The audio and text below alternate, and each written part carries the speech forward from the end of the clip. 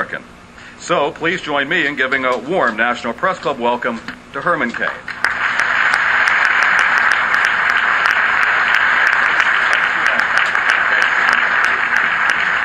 Thank you. Well, good afternoon.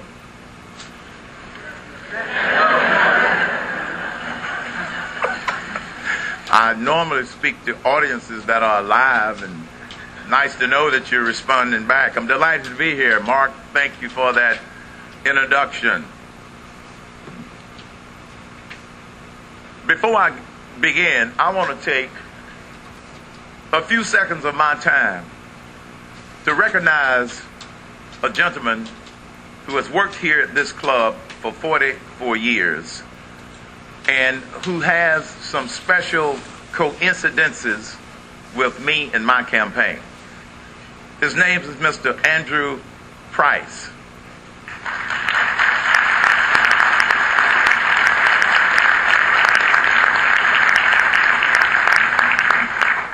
While chatting with Mr. Price as he was serving us at the head table, he was asked, "How many presidents have you served?" And he said, "About 8, which means that I would be number 9.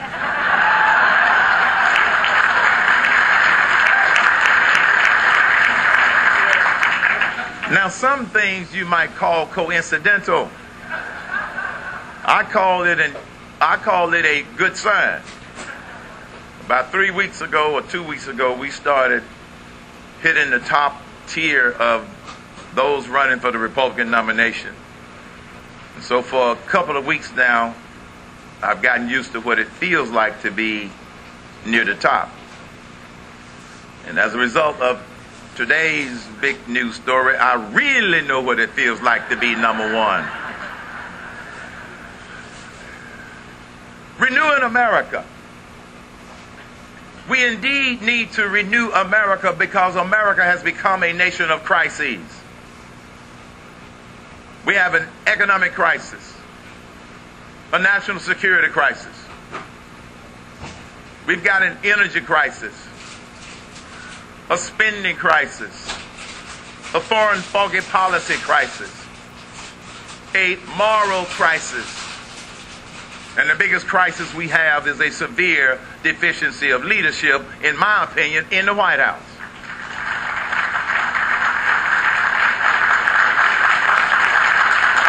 And this is why I believe we need to renew America by fixing the stuff that's broken.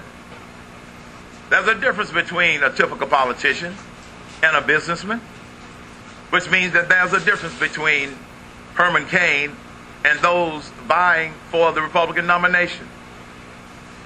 As evidenced by Senator Santorum's comment at one of the recent debates, politicians are interested in proposing things that they believe can pass.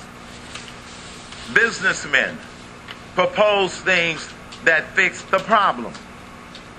And that's what I do. That's what I have done for over 40 years.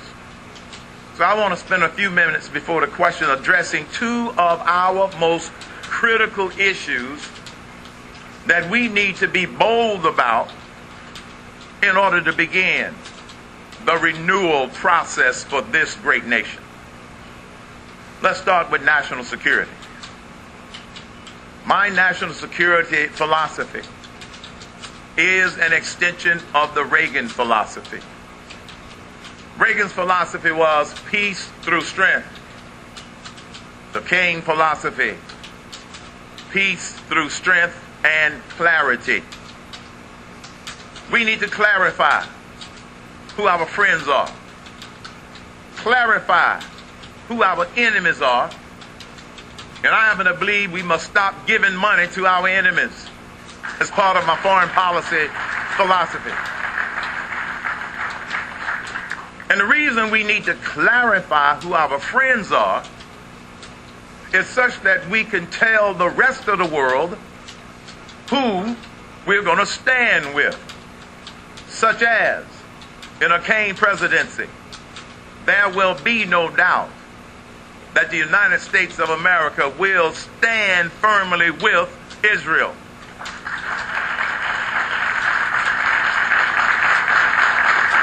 Mark, you have this audience pretty well trained to try to be objective, and they are not applauding because they may be accused of liking one candidate over the other. Such restraint on the part of the press. I applaud you. We must let the world know who our friends are and who we're going to stand with.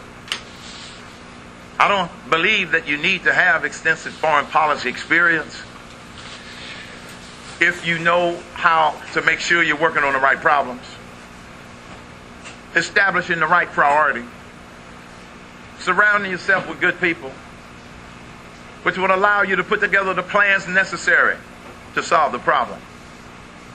When I went to Godfather's Pizza in 1986, the company was supposed to go bankrupt.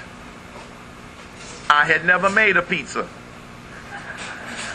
But I learned, and the way we renewed Godfather's Pizza as a company is the same approach I will use to renew America. And that is, if you want to solve a problem, go to the source closest to the problem and ask the right questions. I talked with customers. I talked with young people that worked in the restaurant. I talked with managers, assistant managers, the office staff, franchisees, suppliers, and I asked them, why is Godfather's failing? And after listening and distilling the feedback, it turned out that the reason that Godfather's had gone from the darling of the restaurant industry when it began in the 1970s,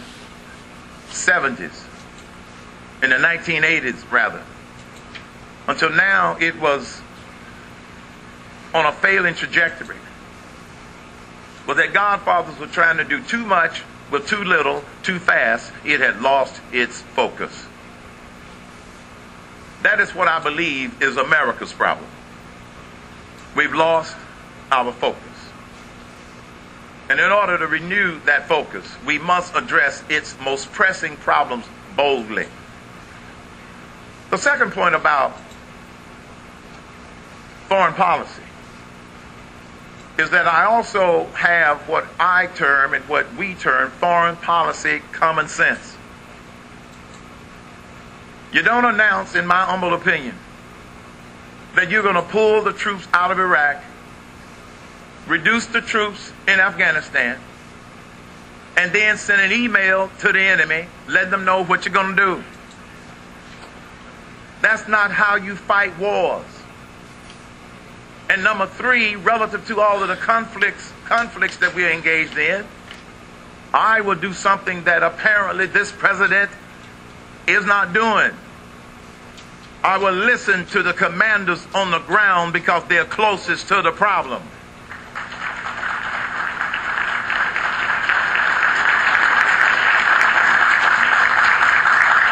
The second biggest crisis we face, this economy, which is on life support. And when you have an economy on life support, you can't tinker around the edges. We've got 14 million people out of work, millions underemployed, college students asking me, what am I going to do to help them for when they graduate from college? And I said, get this economy growing so you can find a job when you get out of college. Because right now, it's going to be difficult for them to find jobs. The latest projection is that this economy is supposed to grow this year at about 1.6%. That's anemic. And we can do better.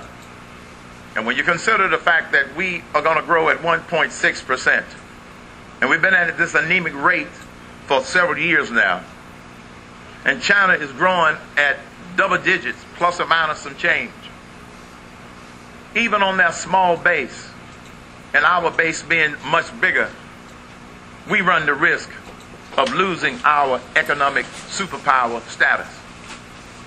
This is why we propose a bold solution to grow this economy. It starts with throwing out the current tax code. We've all complained about it for decades. Politicians have complained about it for decades. We know that it is unfair, it is unclear, and it costs us billions of dollars to try and comply and file according to the tax code, billions of dollars to stay out of jail.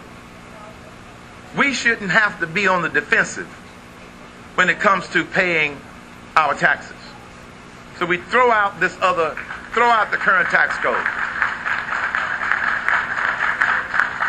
and then pass our 999 plan.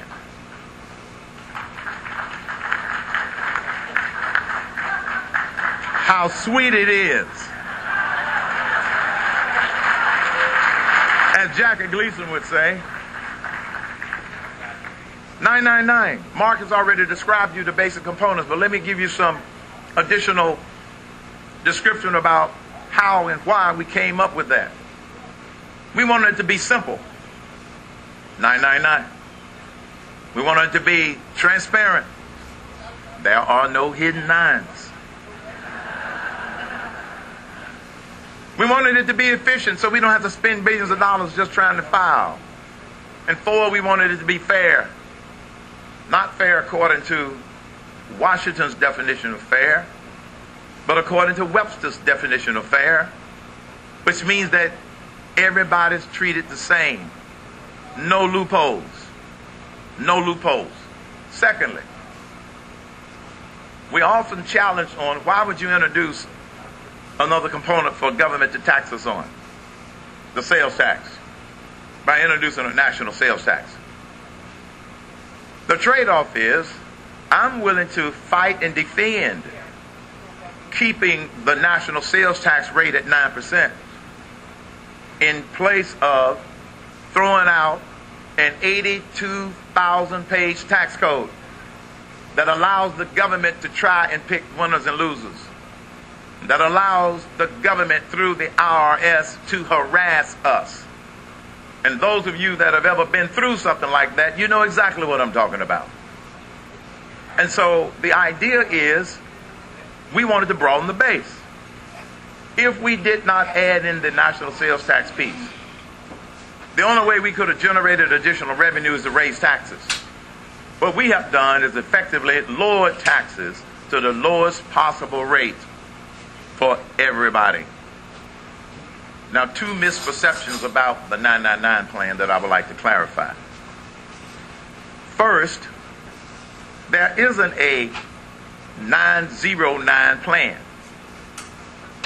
We have a poverty exemption built into the revenue that we will raise, such that people will be able to deduct the poverty level for their family size.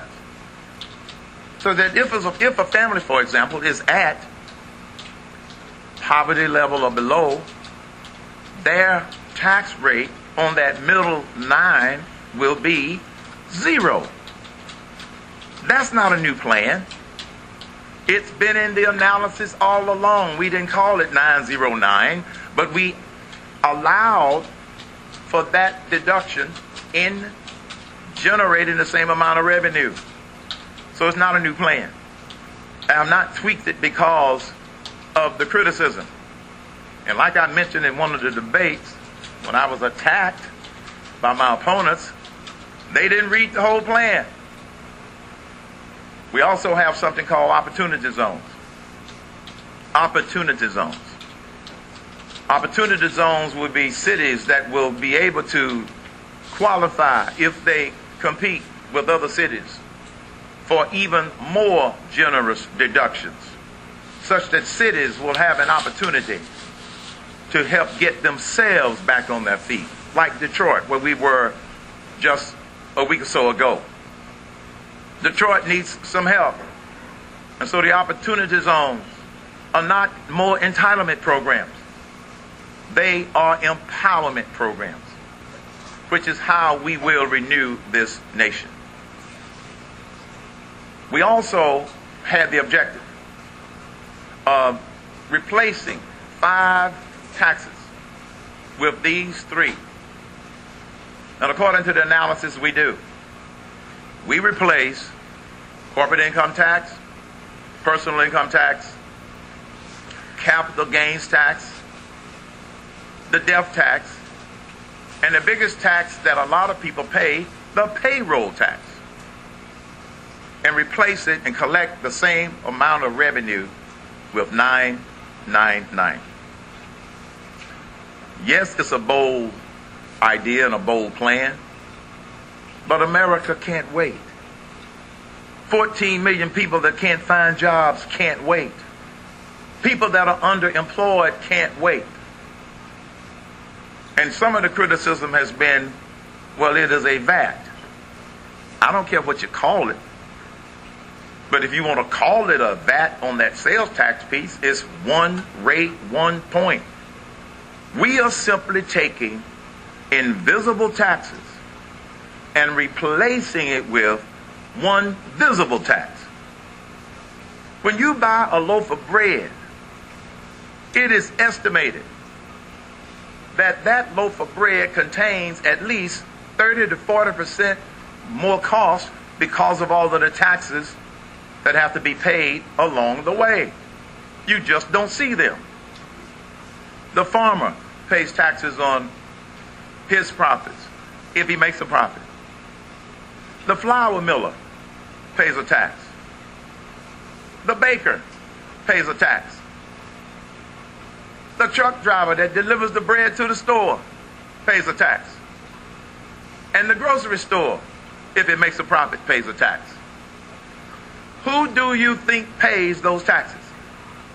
We do, the consumer. We are simply taking out the embedded taxes, which are invisible, and replacing it with a 9% retail sales tax. The other question that I often get, how did we come up with 999? Why not 10-10-10? Why not 8-8-8? Being a mathematics major, it's real simple. 8-8-8, not enough revenue. 10-10-10, too much revenue. For the mathematicians in the audience, it's called a simple regression analysis. Or you can arrive at it with trial and error. I am thrilled that it came out at 999. Because if 10% is good enough for God, 9 ought to be enough for the federal government.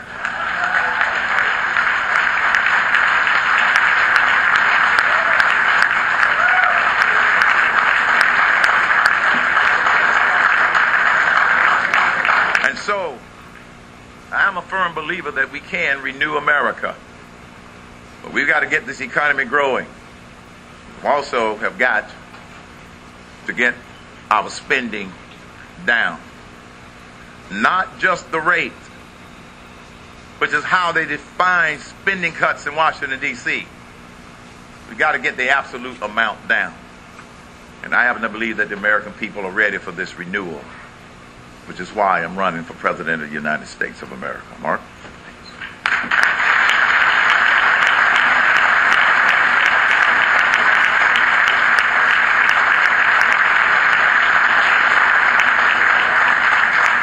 Thank you, Herman, and in all seriousness, we really do appreciate your willingness to be here today. We've had a number of other presidential candidates join us at the podium. We've had presidents that Mr. Price knows about join us at the podium as well, and we appreciate your willingness to take part in a civil discussion of the chief issues of the day. It might be said that one reason we have more cameras here than might otherwise be the case is because, as you know, a story in Politico today that talks about some accusations of inappropriate behavior when you were at the National Restaurant Association. I understand that you've addressed these allegations in maybe the time since your AEI appearance and your appearance here today. So can you now confirm that these allegations were made and that there was, in fact, a settlement of any kind? And what more can you tell us about that? I would be delighted to clear the air.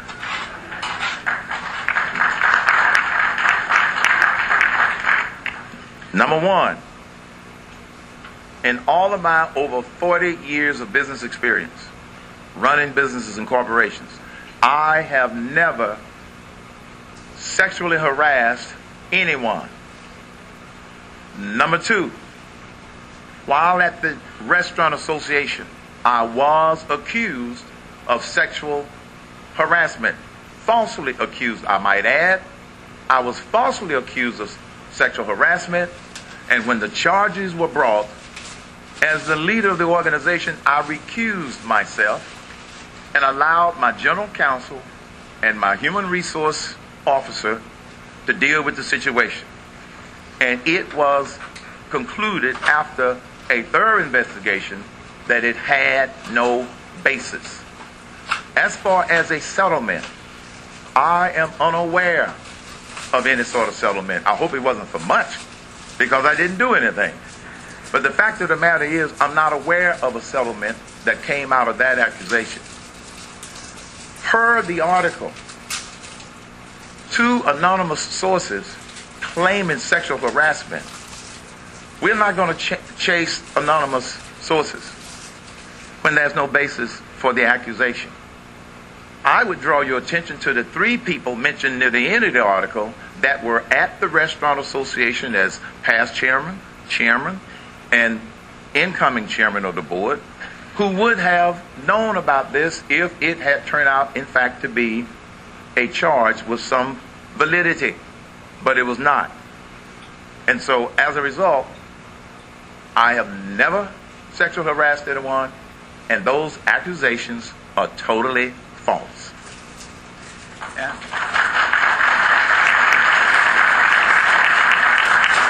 So would it be fair to say that you're asking the Restaurant Association to help you further shoot this down to the extent that they might have further records, if indeed there was or there weren't? Obviously, they can look at their records.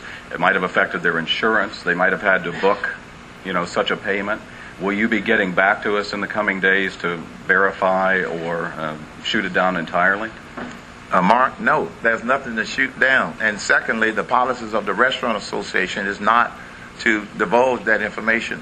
And so, unless they have changed the policies. Remember, I was the chairman of the board. So, as far as we're concerned, enough said about the issue. There's nothing else there to dig up. Okay. Do you think that one of your rivals might have helped to put this out there? I told you this bullseye on my back has gotten bigger. I have no idea. We have no idea the source of this witch hunt, which is really what it is. We have no idea. We've been busy trying to get my message out.